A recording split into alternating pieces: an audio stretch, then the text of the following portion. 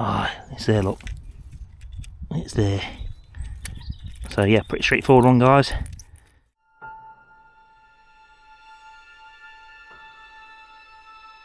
So this is my second test, changing a few settings. We're going to have a little walk around this place called Oxton, and we're going to try and find a geocache. There's a geocache here, so I'm going to go and have a look for it. So please come along and join us, and I hope you enjoy it, folks.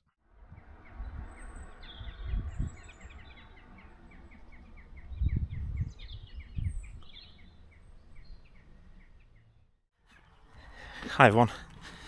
So we're trying out the camera again. This is the second attempt. We're in March. I bought this new Osmo Action 4 and I've only had a chance to try it for one day, and I weren't particularly happy with the results from the camera, so I figured I'd get out again and give it another go. I've changed some of the settings and hopefully it's going to work okay. I'm going to look okay, so we'll see. So what we're going to do is we're going to try and find a geocache that's in the area, and then I'll film a little bit of extra footage as I'm walking around this beautiful village here in Nottinghamshire. It's a place that I love coming. I've been here loads of times with kids and over the years, and yeah, just perfect opportunity because there's a new geocache here to go and do it. So they've done a little bit of work around the field here. This is the cricket ground and the park, and these are all open fields you can walk around. There's two paths. There's one that goes to the left and one that goes straight ahead, and the plan is we're going to head left. Look at these trees.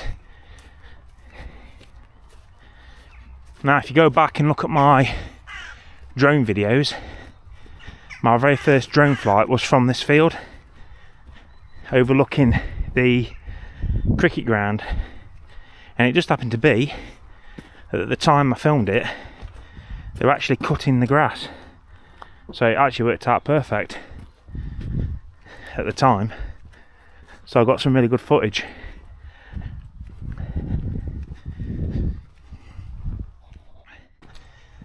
Okay, so we're heading straight towards this second field, and hopefully we should be getting close to the cache. It's pretty much put me in this area here.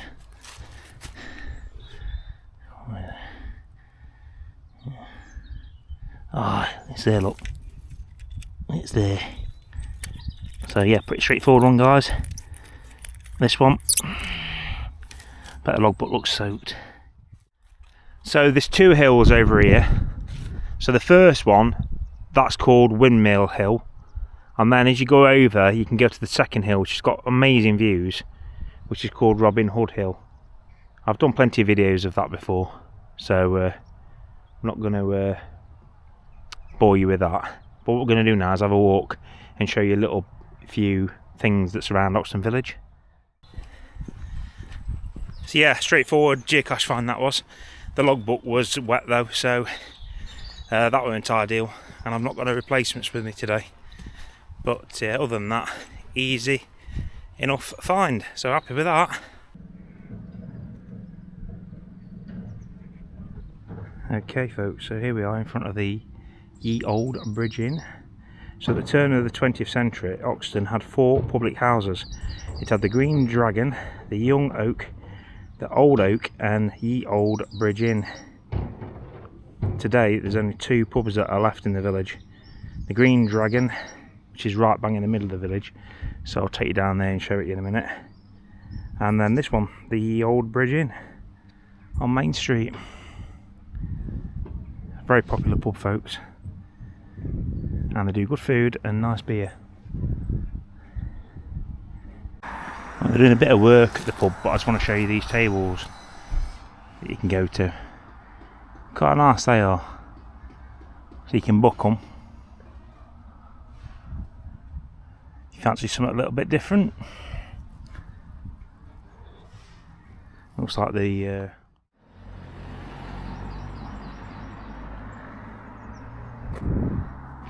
So we're going to take a little walk down Water Lane, and you can see why it's called Water Lane. This is why it's called Water Lane.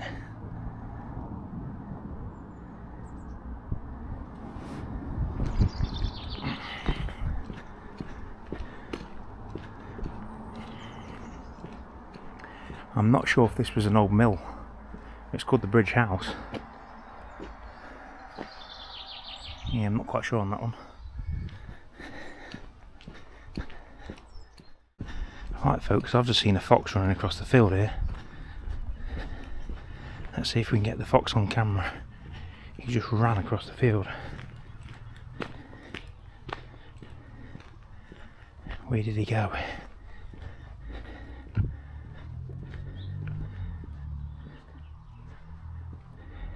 Here he is, he's gone right over there. You can't see him folks. He's there, look. You just about make him out.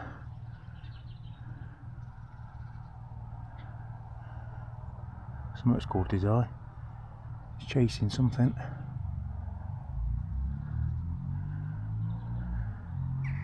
He's running all the way across. The birds aren't happy. He's pegging it all the way along. He's gone. He's gone. He's gone, right? He come across here. So he's obviously been looking at these. And he's just ran. So I don't know if the camera's picked him up. I'll check on it and edit in later. But he's run up here.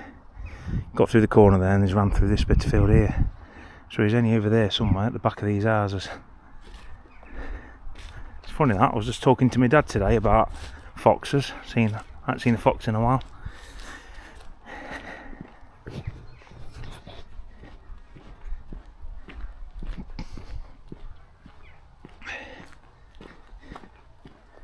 He's over there somewhere anyway. And you got one little bridge all on its own.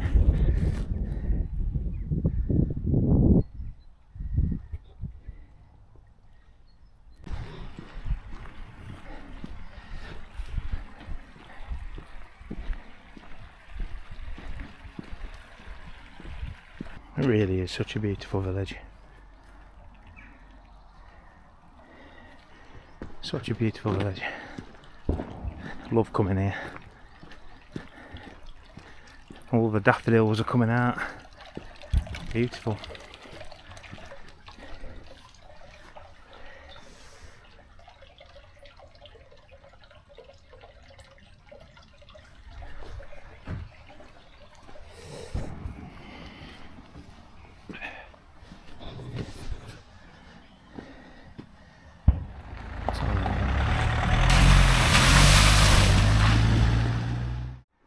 And then we have this private area here with its little pond. So it's like coming and checking it out. Same private little pond. Always got some geese and some squirrels just enjoying themselves. There they are over there, look.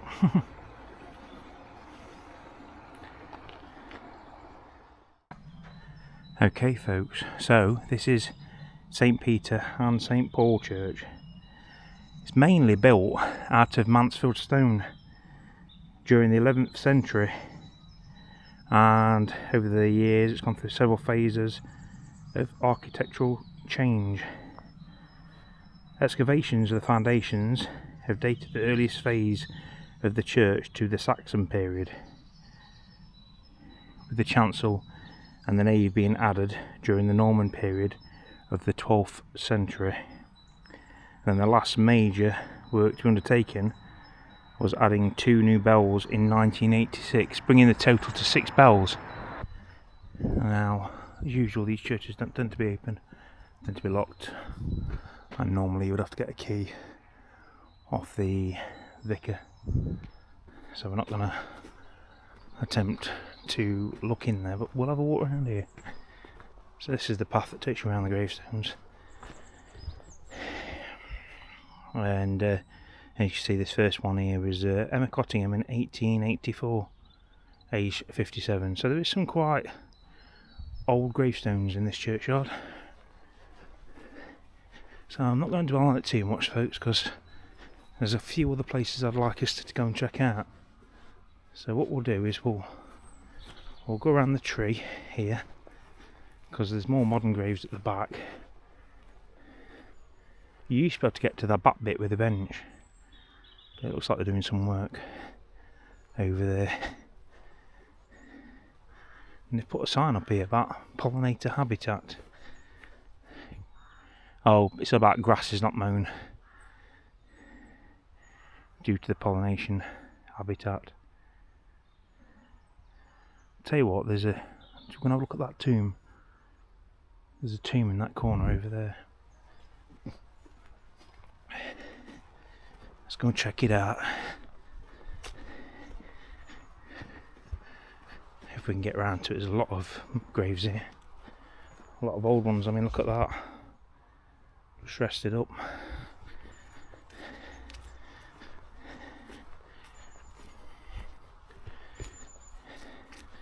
So we as a family have recently had one of our gravestones taken care of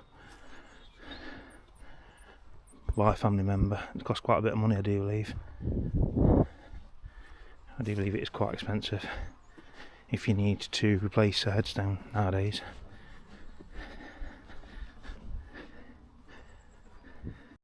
So here in Oxton, the Sherbrook family have been lords of the manor for over 400 years, and I'm going to talk a little bit more about that later.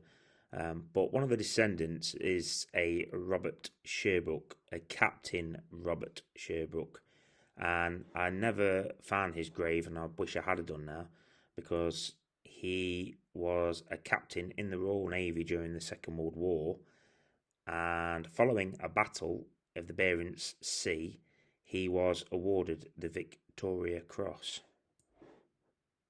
So at the time Captain Sherbrook was in the HMS Onslow, he was a senior officer in command of the destroyers escorting an important convoy which was bound for North Russia.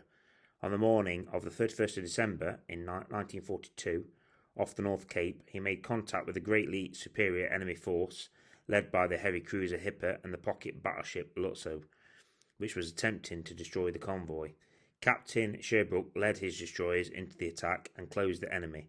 4 times the enemy tried to attack the convoy, but was forced each time to withdraw behind a smokescreen to avoid the threat of torpedoes, and each time Captain Sherbrook pursued him and drove him outside gun range of the convoy and towards the covering forces. The engagements lasted 2 hours, but after the first 40 minutes HMS Onslow was hit, and Captain Sherbrook was seriously wounded in the face and temporarily lost the use of one eye. Nevertheless, he continued to direct the ships under the command until further hits on his own ship compelled him to disengage, but not until he was satisfied that the next senior officer had assumed control. It was only at that point that he agreed to leave the bridge for medical attention, and until the convoy was out of danger, he insisted on receiving all reports of the action. For his courage, his fortitude, and his cool and prompt decisions that inspired all around him, and by his leadership and example, the convoy was saved from damage and was brought safely to its destination. So I mentioned the Sherbrooks earlier and the famous Robert Sherbrook who won the Victoria Cross, but we have another Sherbrook tomb here which is worth talking about. So over 400 years the Sherbrooks have been lords of the manor, and so Oxton was and still is an estate village.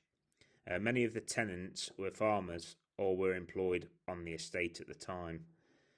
So yeah, rather interestingly here, there's on this farmyard just off Blind Lane is the tomb of Robert Sherbrook. This chap died in 1710, and it's possible that the burial in this spot is because it was the resting place of the Quakers and once the site of their meeting house. I think it's only guesswork really, but yeah, it's not actually in the church. It's on the edge of this farmyard. So I thought that was quite interesting and worth showing you. So I'd just like to take this opportunity to say thank you very much for watching. I hope you've enjoyed this upload, and please remember to subscribe to the channel. We do plenty of walks in various places, and I appreciate you taking the time. Make sure you check out the playlist of Nottinghamshire. There's loads of videos on there for you to enjoy. Thank you once again, and goodbye.